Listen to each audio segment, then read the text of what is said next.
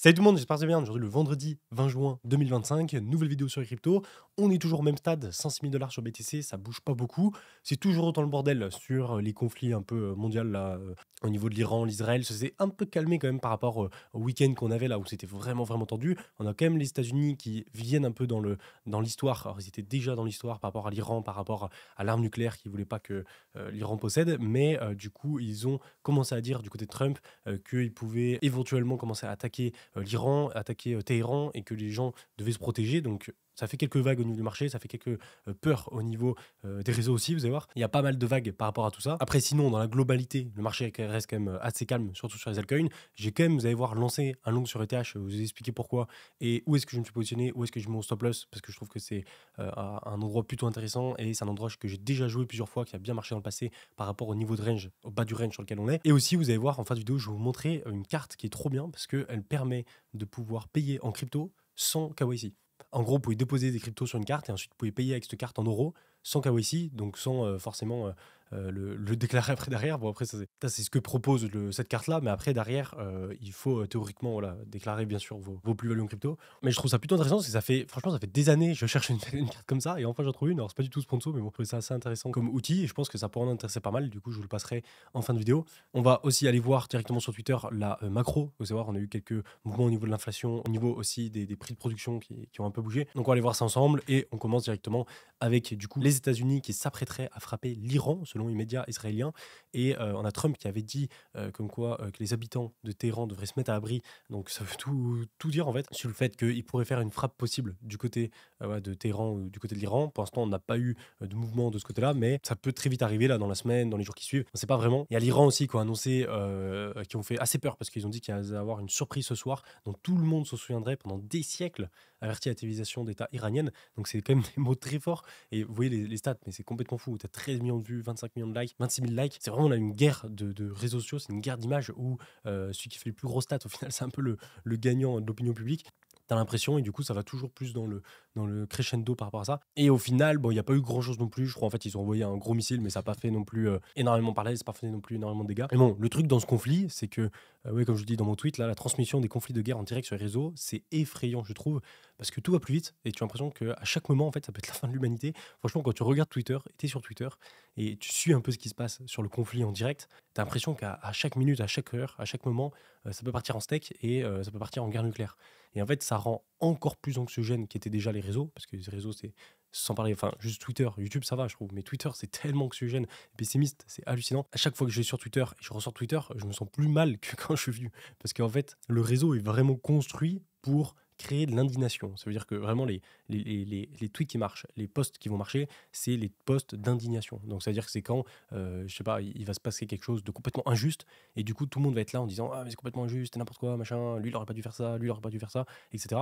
Et du coup, ça crée beaucoup d'interactions, ce qui fait augmenter ces postes-là. Et du coup, en fait, on voit que ces postes-là, et du coup, tu as l'impression de voir que des trucs qui vont mal, quoi, et que des tweets qui t'indignent, en fait, quand tu les vois, et qui te révoltent un peu. Et du coup, ça te crée une atmosphère ultra anxiogène, quoi, ultra anxiogène, ultra pessimiste, et avec la guerre en plus, comme ça, qui se rajoute, c'est encore pire. Et du coup, ce que je dis en dessous, et moi, ce que je vous conseille aussi de faire, c'est, je préfère donc de ne pas y consacrer beaucoup de temps, surtout pour des conflits aussi complexes qui nous dépassent et dans lesquels on est loin en fait d'avoir tous les tenants et aboutissants, surtout avec X en fait. Et ça c'est un peu le problème qu'on a sur X, c'est que ben on a pas mal d'opinions qui sont partagées, pas mal d'avis qui vont dans tous les sens, où tu as souvent un camp qui est en guerre contre un autre camp, et en fait tu as souvent deux camps qui s'opposent et qui sont à la guerre, et en fait toi tu arrives au milieu et tu es en mode tu dois choisir un camp, t'as pas le choix. Le réseau te pousse à aller choisir, à aller être dans une opinion très précise pour t'y battre corps et âme dedans.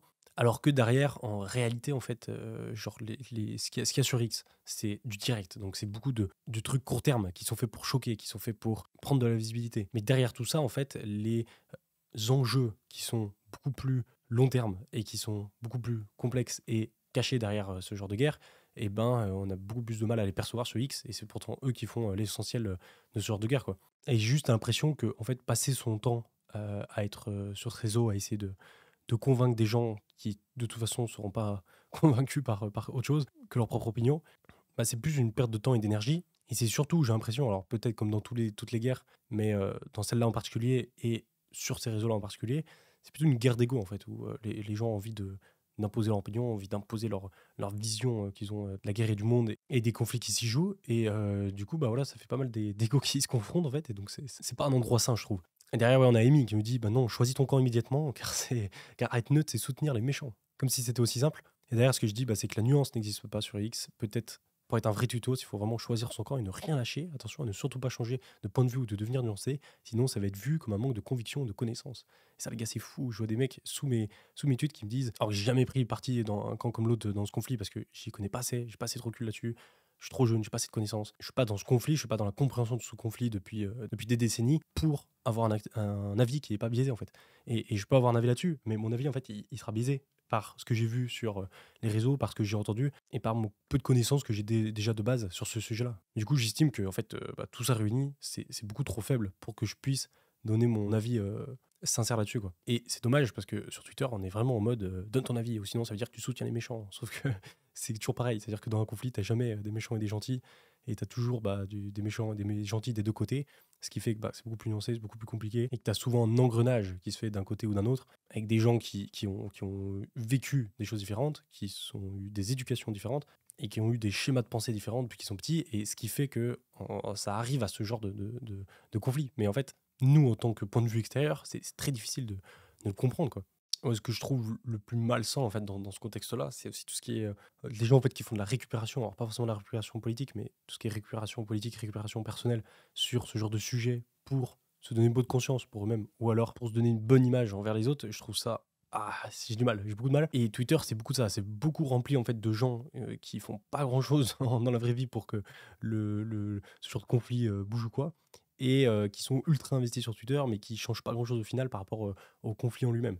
Et qui sont des vraies girouettes où bah, quand ça change de conflit, quand ça change de sujet, bam, ça change directement et tout le reste mis de côté. Et c'est fou ça de le voir à quel point, je sais pas, par exemple, la Russie, l'Ukraine, tout le monde était dessus en mode ouais, faut supporter les Ukrainiens, ce genre de choses, etc. Et quand en fait, au bout d'un moment, bah, ça fait des sortes de vagues où des fois, bah, c'est plus les Russes qui ont la cote, des fois plus les Ukrainiens, etc. Et tu vois à quel point ça change vite sur les réseaux et que les gens changent comme des girouettes par rapport à ça. Et qu'après, dès que ça change de conflit, bah, tout le monde se désintéresse de l'Ukraine et de la Russie, tout le monde passe sur Israël-Palestine, puis ensuite tout le monde passe sur Iran-Palestine. Et en fait, alors je sais pas si c'est Twitter qui est construit comme ça, c'est vraiment fait pour créer de l'interaction, créer de l'audience, créer de l'indignation, créer toutes ces émotions qui sont pas super positives pour favoriser tous les événements court terme et trash qui se passent dans le monde, quoi. Donc bon, personnellement, c'est pas là où j'ai vraiment envie de passer mon temps et mon énergie là-dedans. Je pense que le rapport entre le temps passé, l'énergie investie et ce que ça te rapporte toi derrière personnellement et même au conflit en lui-même, bah, il est assez faible. Donc je préfère prendre du recul et me dire que voilà, je suis un peu ce qui se passe dans les grandes lignes, mais sans prendre parti, sans essayer de convaincre la terre entière par rapport à mon opinion et croiser les doigts pour que voilà, il y a une désescalade de ce genre de conflit, que ça parte pas trop dans les tours et qu'il n'y a pas une surenchère en fait, une escalade, une surenchère de la violence qui est déjà quand même assez présente, et surtout que voilà, grosse pensée aux victimes de ce genre de conflit qui sont pour la plupart du temps très loin en fait des embrouilles qui se passent beaucoup plus haut qu'eux au niveau hiérarchique, quoi. Enfin bref, voilà pour ça. Et un dernier truc aussi que je voulais dire, c'est le conflit qu'il y a en général en direct a l'air toujours plus important, toujours plus grave ou essentiel à soutenir, enfin pas soutenir, mais à regarder et à en parler que ce qu'on a pu avoir aussi dans l'histoire. Parce qu'en fait, l'humain, il a toujours été en conflit quoi, depuis qu'on existe. On a toujours eu des conflits plus ou moins gros. Il y a eu des moments où c'était très très chaud, puis il y a des moments où c'était beaucoup plus tranquille, mais on a toujours été en conflit, quoi. Il n'y a jamais eu de moment de paix qui a duré des siècles. Et le truc, c'est que les conflits, ils sont quand même marqués dans l'histoire suivant leur impact. C'est-à-dire que plus un conflit en général est impactant dans l'humanité par rapport aux dégâts qu'il fait, bah plus il va être retenu par l'histoire. Et au final, c'est drôle parce que dans l'histoire de l'humain, bah, on va plus retenir les moments de conflit que les moments de paix. Et moi, ce qui me frappe dans ça, c'est à quel point en fait un conflit peut être ultra médiatisé, ultra mis en avant, et t'as l'impression que c'est le centre de tout, alors qu'en fait, dès qu'il est fini ou dès qu'il y a un autre truc qui arrive et qui le change, et bah hop, c'est mis complètement de côté. Et en fait, t'as l'impression que ça n'existe plus du tout, quoi. Et ça me choque.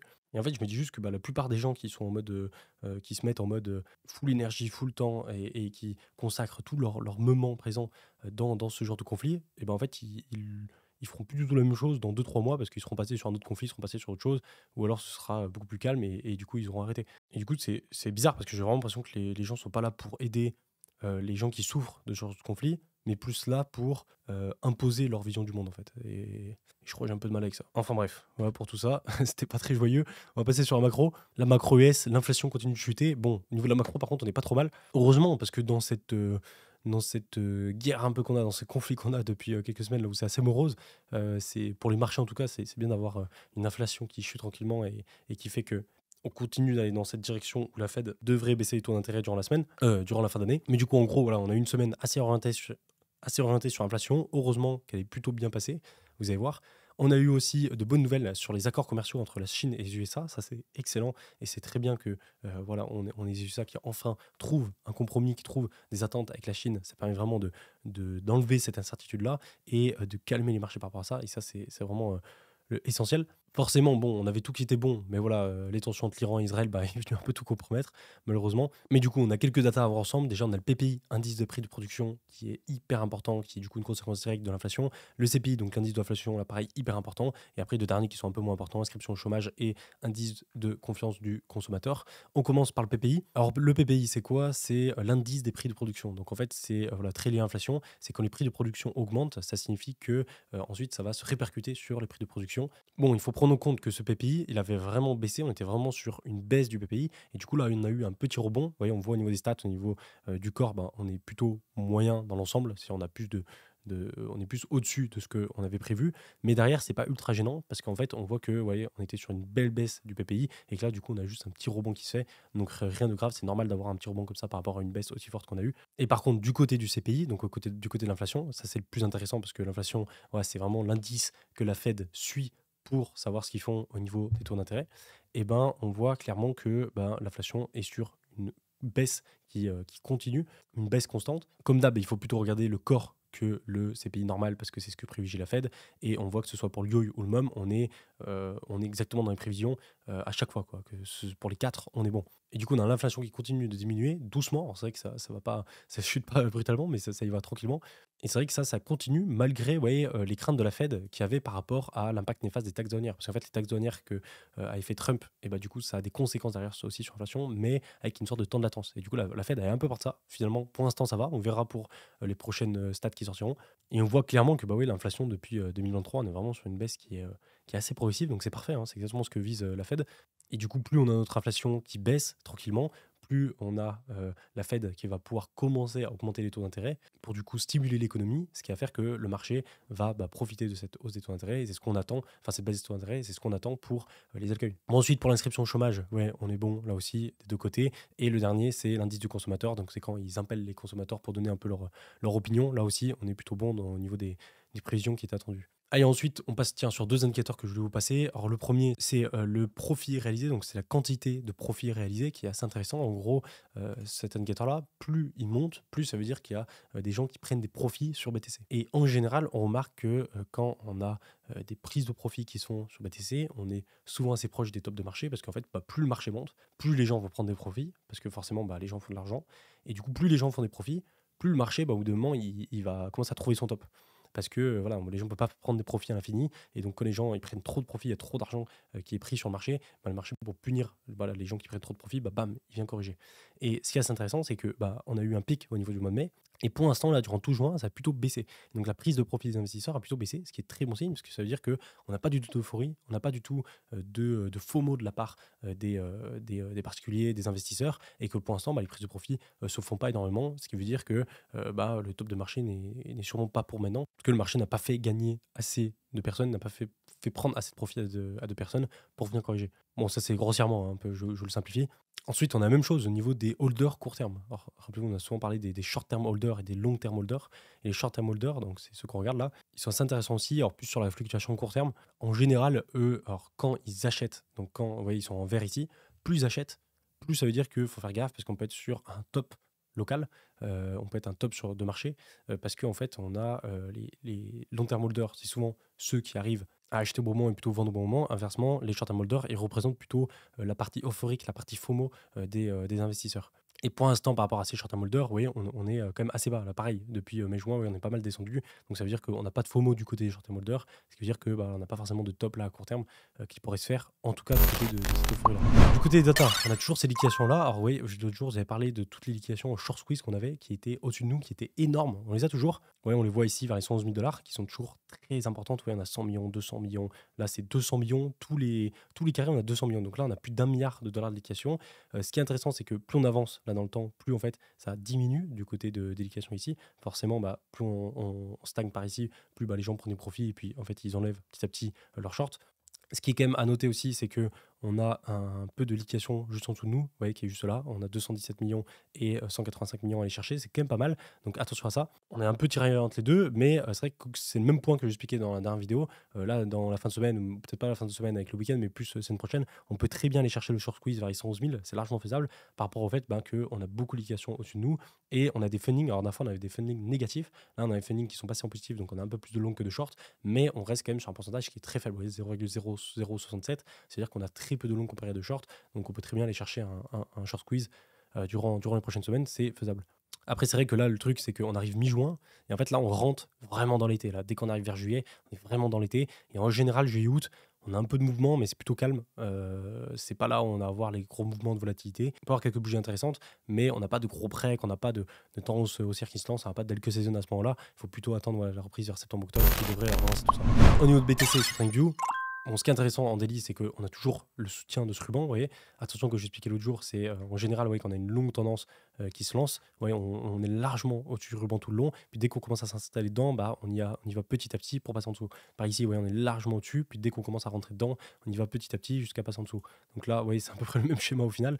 Donc je ne sais pas si on va repasser en dessous, mais ouais, on était largement au-dessus tout le long. Et là, on commence à rentrer dedans tranquillement, tac, tac, tac. Donc il faudra faire gaffe à pas durant l'été, vous voyez, à repasser en dessous. Après, le truc, bon, comme d'hab, pour l'instant, on n'y est pas, mais si on voit qu'on passe en dessous de ce ruban et on fait une clôture daily, vous voyez, pas comme on a fait ici, mais une vraie clôture daily qui passe en dessous, là, pour être sûr que ben, on risque de se rejeter et revenir au moins en bas du range vers les 92 000. Et là, par contre, ça paraît intéressant de se positionner là pour jouer un retour vers le haut. Donc, bon, on va voir pour tout ça. Après, là, on voit clairement qu'on a comme une compression un peu de la volatilité. Vous voyez, là, on a vraiment des volatilités qui étaient quand même assez fortes et puis petit à petit on compresse la volatilité, donc c'est typique d'un triangle de compression. En fait, on rentre dedans avec beaucoup de volatilité et on compresse et après soit ça pète vers le haut soit vers le bas. C'est un peu du 50-50 en général. Quand on entend haussière comme ça, c'est plutôt une cassure vers le haut qui se fait, mais bon, t'es jamais sûr à 100%. Derrière, ce qui est intéressant à surveiller, c'est en weekly. Vous voyez, le RSI, vous voyez, il est un petit peu dégonflé, donc là il peut avoir le temps encore de plus dégonfler, mais derrière, ce qui est vraiment important à surveiller, c'est le MACD. Ouais. Le MACD, il faut vraiment qu'il garde ce croisement bullish juste là. Alors, il a toujours un temps de latence, c'est-à-dire que là, on peut très bien redescendre là et ouais, remonter, et le MACD, il va pas croiser, c'est-à-dire il va faire un truc comme ça, mais hop, il va remonter. Mais voilà, MACD à surveiller en weekly. Après, le dernier point qui était, comme je trouve intéressant, c'était le H-Ribbon. Je vous l'avais déjà passé, mais en gros, rappelez-vous, le H-Ribbon, petit indicateur là, depuis très longtemps, je l'ai passé depuis je sais pas combien de temps, mais en fait, à chaque fois que donne ouais, les zones bleues, bah, à chaque fois, on est sur des moments plutôt intéressants pour acheter. Alors, c'est pas tout le temps parfait dans le sens où bah, à chaque fois il nous donne des bons moments pour acheter, ça c'est sûr, mais des fois oui, il va nous dire par exemple je sais pas d'acheter ici, ouais, ici, et en fait derrière bah, il faut attendre un peu de temps avant que ce soit rentable, mais à chaque fois que voilà, il nous donne pastille bleue, toujours dans les semaines mois qui suivent, c'est toujours rentable. Et la dernière pastille bleue qu'il nous a donnée, donc c'est celle-là. Alors il nous l'a donné un peu haute, il nous l'a donné ici, mais en gros bah, ce serait un peu le même cas que ce qu'on a eu par exemple ici. On pourrait très bien être sur un top là et corriger un peu durant tout l'été, puis péter en septembre, mais au final que ce soit rentable de rentrer à ce moment-là. Mais il faut attendre au moins septembre. Donc on verra, mais voilà, Shribon qui nous a donné la pastille bleue. Derrière, ce qui est plus intéressant, je trouve, que BTC, c'est tout ce qui est Bitcoin dominance. Vous voyez, par rapport à la BTC de Season ou la Alt Season, là, on se rapproche de plus en plus de cette Bitcoin dominance, doucement mais sûrement. Malheureusement, donc si on vient casser là, bah, les altcoins, vous pouvez dire ciao, enfin en tout cas à court terme, et du coup, on va relancer une dynamique haussière et en fait, BTC va reprendre encore plus de l'ampleur de la dominance, et puis au bout d'un moment, on va retrouver un top et là, on va recorriger, et on verra si ou pas cette fois, on aura le rebond qui fera qu'on casse vers le bas ou on recasse vers le haut. Mais pour l'instant, c'est vrai que ça a l'air d'être plutôt parti pour Bitcoin que pour les altcoins. Et on le voit clairement ouais, sur Total 3 qui a du mal à remonter. Pareil du côté de ETH. Pour l'instant, ETH bah, il est revenu sur le bas de son range ici. Et ouais, face à ETH BTC, ça tient. Mais on n'est pas sur une super performance de ETH face à BTC pour l'instant. Et ETH, je pense, pour l'instant, vraiment, je l'ai déjà dit dans la dernière vidéo, mais c'est l'actif le plus important là, à surveiller par rapport à tous les altcoins et même BTC. C'est vraiment lui qui va pouvoir nous donner le feu vert ou pas pour les alts. Et là, on a eu notre feu vert à ce moment-là sur la cassure 2008. Malheureusement, avec la guerre en Iran, ça a tout rappelé à la baisse. Mais derrière, le truc, c'est qu'à tout moment, en fait, durant l'été, ou ça se trouve, ce sera pour septembre, en fait, et ça va mettre grave du temps avant de casser, mais on peut avoir un nouveau break qui se fait, quoi. Donc ça, c'est vraiment à surveiller. Et en parlant d'ETH, du coup, vous voyez ce que j'expliquais en intro, je suis rentré donc sur un trade, vous voyez, ETH, alors je suis rentré ici, alors je vais vous montrer en gros, hop, on peut se mettre plutôt en 4 heures, ouais, je suis rentré donc sur le bas du range qu'on a ici, vous voyez, où à chaque fois, en fait, on revient dedans, dans cette partie bas du range, et j'avais déjà joué ce mouvement, rappelez-vous, sur ici à ici et ici à ici, et en gros, là, du coup, je rejoue la même chose, où je rentre là, et mon but, c'est de ressortir par ici, vers les 2007, et juste de jouer, en fait, ce mouvement-là, quoi. Juste rejouer ce mouvement-là. Et si je vois qu'on revient là, on recorrige, je reprends position ici et on remonte, etc., etc. Donc voilà, c'est un peu le but. On le voit aussi en daily.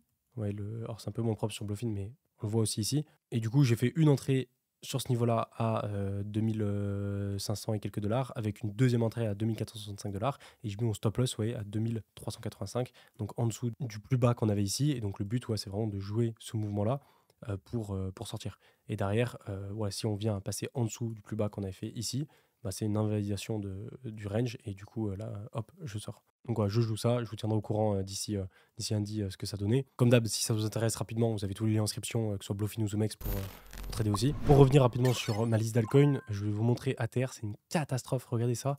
On s'est fait déglinguer, j'arrive pas à y croire. On a ravalé tout le rebond qu'on avait fait durant le mois de mai à la baisse. Pour montrer à quel point les altcoins là sont pas du tout dans le bon contexte en fait économique pour performer, quoi, c'est ouf. Et ce qui est ouf là sur ATR, c'est qu'on revient sur son bottom qu'il avait formé là, sur le bottom du coup qu'il avait fait réagir, ce niveau de support qui est quand même vraiment important parce que on était venu le chercher en tant que bottom ici, et après on était revenu le chercher en tant que bottom durant avril-mai. Et là du coup on revient sur ce niveau-là, et là il faut vraiment le tenir pour remonter, parce que sinon on sauvegarde ce range. Si on tient ce niveau, et du coup si on se met à rebondir, on risque de revenir vers le haut ici. Par contre, si on commence à passer en dessous, voilà, ça va être chiant parce qu'en fait on va passer en dessous, on risque de le retester et remettre plus de temps à former un bottom pour ensuite remonter. Bon, après, mis à part ça, il y avait un autre altcoin que je vais montrer, ça fait longtemps, c'est le VET. Le VET qui est un vieux altcoin quand même, qui avait bien performé en 2021. On avait fait pas mal de perfs là-dessus. Je sais pas si vous vous souvenez, mais de cet énorme gros range qu'il y avait là avec le pullback qu'on avait ici. On était rentré là, puis ensuite on avait pris toute la performance là. C'était ouf comme performance en 2021 et c'était passé rapidement. Et derrière, il nous a refait une gros bear market, grosse période de range. Il a cassé avec un joli break. Il devait venir pullback, finalement, il réintégrer le range, il a recassé, il est venu réintégrer le range. Un peu chiant, un peu compliqué, un peu, un peu mou, quoi, comme graphe. Et derrière, au final, le point qu'on a actuellement sur VET, c'est le point qu'on a depuis longtemps, quoi. Et c'est le point qu'on est venu chercher, ici, en juin 2022. Donc les gars, ça fait 3 ans qu'on est sur le même point, 3 ans qu'on est sur le même point. Et la plupart des alts, c'est le même truc. La plupart des alts, ça fait 3 ans qu'on est coincé sur le même truc. Après, c'est aussi le risque des alts et le problème des alts, c'est que c'est toujours pareil, c'est que c'est très plat pendant 3 ans et puis bam, ça pète d'un coup en quelques mois. Et là, tout le monde prend des perfs. Et en fait, la majorité des gens qui rentrent sur les altcoins, ils rentrent ici, au moment où c'est plus haut.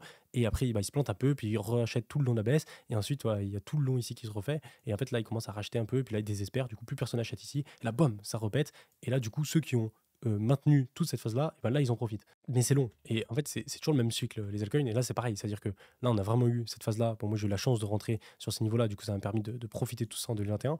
Mais il y a une grande majorité des gens qui sont rentrés sur les niveaux hauts de 2021 et qui ont rechargé un peu toute la baisse ici. Et qui, du coup, là, ça fait 3 ans qu'ils attendent. Et c'est long, quoi. Mais vous verrez, c'est toujours pareil. C'est-à-dire que ça va être très long. Et puis d'un coup, bam, ça va péter très fort. Là, tous les gens qui ont patienté durant ce moment, là, ils vont enfin pouvoir prendre des profits. Et là, il y a encore plus de gens qui vont arriver à ce moment-là et qui vont se reprendre la baisse, etc., etc. Bon, le seul problème avec les altcoins, c'est qu'il faut faire gaffe aux altcoins qui étaient déjà là avant. Vous voyez, le VET qui est très bien performant en 2021, il faut faire attention parce que c'est un projet qui était très hype en 2021, mais qui est moins aujourd'hui. Donc, on peut avoir une belle performance, mais ça se trouve, on va faire une performance qui va venir à la TH, et puis ensuite, ciao, quoi. On va pas aller plus loin. Donc, c'est pour ça, sur ce genre d'altcoin, il faut faire gaffe. Dès que vous voyez que commencer à faire des fois 2, fois 3, fois 5, il faut commencer déjà à prendre des profits conséquents. Mais du coup, VET, au final, ce niveau de range là qu'on avait là, il remet un peu à rien. Ce qui est le plus fou dans ça, c'est quand on met la charte. Là, je suis en logarithmique, mais quand on met la charte en normal, à chaque fois, c'est pareil, quoi. Ça me fait délirer comme c'est plat, boum. Ensuite, je chute complètement et c'est de nouveau plat. Pour ça, c'est mieux de le mettre en logarithmique pour mieux visualiser un peu l'ampleur des chartes. Mais derrière, du coup, ce qui était intéressant par rapport à VET, c'était VETETH. Je ne sais pas si vous vous souvenez, mais en gros, VETETH, on avait un très bon call en 2021 où en gros, on rentrait ici, on essayait de sortir là. Bon, à chaque fois, c'était pas parfait, mais on essayait de faire à peu près comme ça.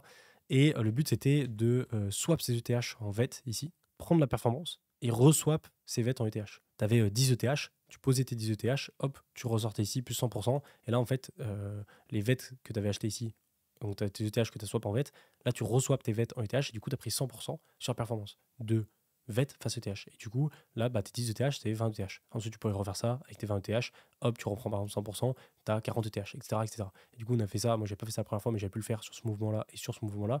Et du coup, je m'étais repositionné sur ce mouvement-là pour refaire le coup. Au final, ça n'a pas marché. Vous voyez, tout le long, bah, on est venu corriger. Et du coup, pour l'instant, vous voyez, on est dans une sous-performance. C'est-à-dire que par exemple, si je prends ici à ici, vous voyez, on est à peu près à moins 50%. Donc par exemple, là, si j'avais mis, alors, je ne sais plus combien j'ai mis, mais il faudrait regarder sur Twitter parce que je l'ai mis. Mais en gros, les 10 ETH que j'ai pu mettre là, bah, aujourd'hui, ils valent que 5 ETH en équivalent ETH par rapport à VET. Et le truc qui est intéressant par rapport à ça, c'est que ouais, de nouveau, bah, on a recréé une sorte de, de même niveau, mais plus bas, vous voyez, avec à chaque fois le retour dessus et on pump. Et du coup, je me dis pourquoi pas éventuellement jouer le fait de swap ces ETH en VET ici pour rejouer un mouvement comme ça. Et du coup, chercher une performance de ce style-là. Ou là, par exemple, tu as 10 ETH, tu passes tes 10 ETH en VET. Et après, le but, ouais, c'est de revendre ici en plus 100%. Et du coup, tes 10 ETH que tu passes en VET ici, hop, si VET repète comme ça, tu revends ici. Et du coup, là, tu récupères 20 ETH, 100%. Mais bon, derrière, c'est risqué. C'est risqué parce qu'en fait, derrière, tu peux toujours avoir un truc comme ça et ça replonge plus là. Mais bon, pour ceux qui veulent le jouer, c'est jouable. Mais là, voilà, faut avoir. On finit avec le commentaire du jour de Ricky Brown qui nous dit les particuliers n'achètent plus car à force de tout perdre, la crypto fait peur et trop de risques. Alors, t'as raison, mais c'est tout simplement les phases de cycle. C'est toujours pareil. C'est-à-dire que, en fait, t'as une phase exponentielle énorme où tout le monde gagne de l'argent. Tu as l'impression que c'est le paradis et que c'est le paradis financier et que tout le monde gagne de l'argent trop facilement. Et du coup, là, c'est là où la majorité des gens s'engouffrent, se mettent dans les cryptos. Et suite à cette phase-là, et ben en fait, tu as la phase de correction ultime où tout le monde se fait déchirer. Et une fois que tout le monde s'est fait déchirer, et ben, tu as la phase de la traversée du désert. On disait ça, j'en suis en 2018, on parlait de la traversée du désert, j'en suis sur XRP, où en fait ça dure des années, où pendant 2, 3, 4 ans, allez, et ben, t'as rien qui se passe. Enfin, c'est très plat. Tu as des trucs qui se passent sur d'autres cryptos, etc. Mais tu pas grand-chose qui se passe sur la majorité des altcoins. Et une fois que tu arrives à la fin de cette phase, bah, bam, ça explose très fort. Et c'est là où tu reprends énormément d'argent, mais à très court terme. Et c'est un peu toujours le même truc, quoi, le même schéma. Et il y a juste à le voir sur le graphique, ouais, par exemple du Total 3, donc au niveau des altcoins, on le voit très bien. Où, en fait, tu as une phase très exponentielle ici, où tout le monde gagne de l'argent. Et là, en fait, ce que j'expliquais, c'est le paradis financier. Tout le monde gagne de l'argent, tout le monde entend parler que voilà, on peut gagner super facilement de l'argent. Donc tout le monde rentre, la majorité des gens, en fait, rentrent sur cette phase-là. Parce qu'en fait, les gens, les peu de personnes qui avaient là, qui gagnent de l'argent, bah, ils en parlent autour d'eux. Du coup, tu as d'autres personnes qui se ramènent et qui rentrent beaucoup plus tard. Et du coup, qui se ramassent toute la baisse. Et du coup, ils se disent, bon, c'est pas grave, vas-y, c'est bien, je vais continuer à rester dans le marché. Et du coup, ils continuent d'accumuler, accumuler, accumuler. Et en fait, là, ensuite, tu as la traversée du désert. Donc, on se rend pas compte. Mais là, vous voyez, juste là, traversée du désert de ici, juillet 2018, à vraiment ici où ça pète, où on est en décembre 2020, tu as bien voilà, 2-3 ans qui se passent, quoi. Et donc, traversée du désert où c'est ultra long, ultra chiant, et t'as l'impression qu'on va jamais s'en sortir. Moi, ça en 2018, c'était. 2018, c'était trop long. Ce 2018, moi, ce qui m'avait achevé, c'est qu'on faisait que descendre, descendre, descendre, descendre. Et là, on pensait que c'était bottom, et bam, on s'était pris ça, quoi. Là, ça faisait trop mal. Et après, pour ressortir, là, pour repartir en bull run, c'était super long. Alors que ce bull run là, je trouve, était beaucoup plus chill parce que ouais, on est descendu, on a eu FTX, c'était horrible, mais derrière, ouais, on est remonté quand même assez progressivement. Enfin, en tout cas sur BTC. Après, sur les altcoins, c'est pas la même. Là, on arrive à notre traversée du désert et là, boum, on réexplose. Et en fait, tous les gens de 2021 qui étaient positionnés, donc moi j'étais dedans parce que j'étais positionné durant 2018, etc. Et du coup, moi j'ai pris beaucoup de profit, enfin beaucoup d'argent à ce moment-là, et c'est ce qui m'a fait péter 2021. Mais du coup, durant 2021, bah, t'as plein de gens comme moi qui ont fait beaucoup d'argent ici et tout le long, et t'as beaucoup de gens aussi qui sont arrivés. Et je pense que la majorité d'entre vous, vous êtes arrivés à ce moment-là où vous êtes arrivés sur la fin à entendre parler des altcoins, de BTC à ce moment-là. Et du coup, la majorité des gens sont rentrés assez haut. Et du coup, ils se ramassent la baisse, mais exactement comme les gens ici où moi je suis rentré là. Et ensuite, une fois qu'on a bien dégusté la baisse, et bah de nouveau, traverser le désert. Et là, pareil, ça dure du temps. Vous voyez, ça a commencé mai 2022. Et là, ça a commencé à remonter janvier 2024. Mais là, vous voyez, c'est timide encore, ça met un peu de temps.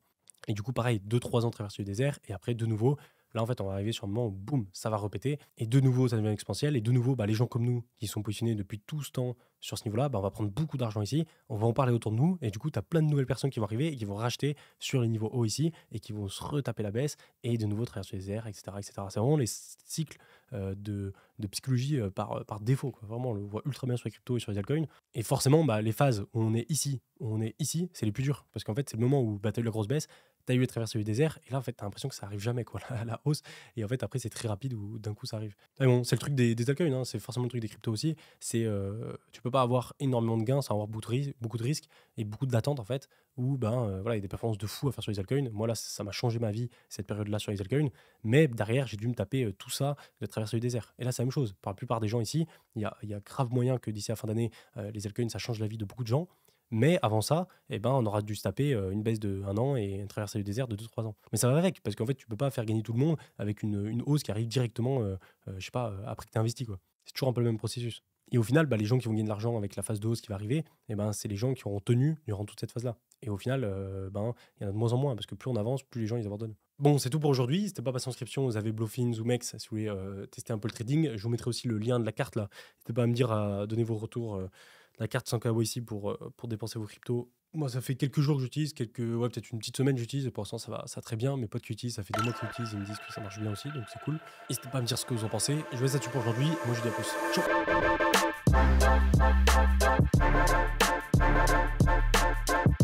Ciao.